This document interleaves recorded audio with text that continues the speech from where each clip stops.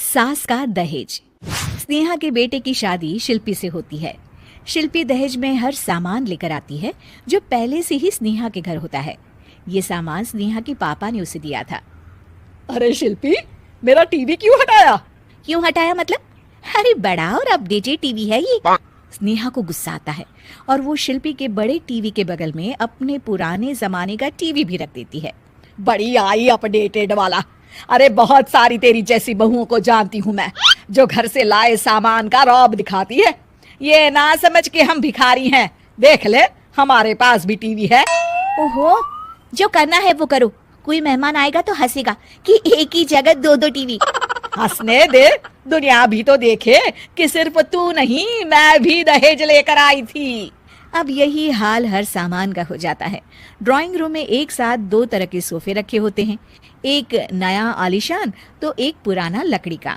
शिल्पी स्नेहा की इस आदत से काफी दुखी हो जाती है।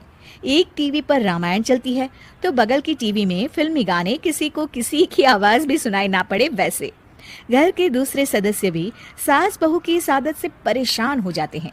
एक दिन स्नेहा की बहन उसके घर आती है और घर का नजारा देखकर हैरान हो जाती है। कहीं पुरानी फ्रिज के बगल में, कहीं नई फ्रिज, तो कूलर के ठीक ऊपर एसी। अरे स्नेहा, ये तूने घर की क्या हालत बना रखी है?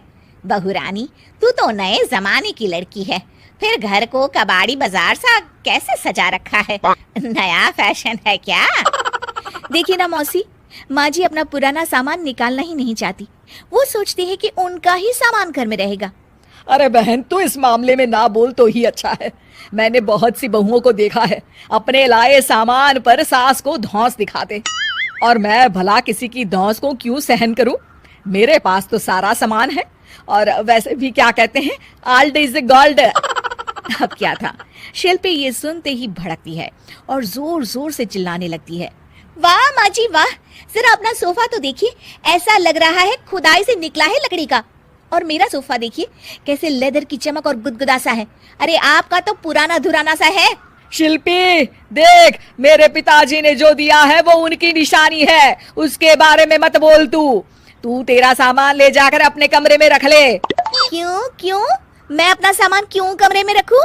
और जो मेरे ससुराल आए वो यही कहे, ओ कितना ओल्ड फैशन घर है। दोनों की बहसा बहसी में मौसी सर पकड़ लेती है। तुम दोनों जब देखो तब लड़ती रहती हो। मैं तो चली किचन में बादाम का शरबत बनाने। सुन, बादाम का सिलबट्टा जो मेरी माँ ने दिया था उसमें पीस लेना। तो शिल्पी बोल पड़ती है। मौसी कसम है आपको, आप मेरे पापा की दी मिक्सी में ही बादाम पीसिएगा।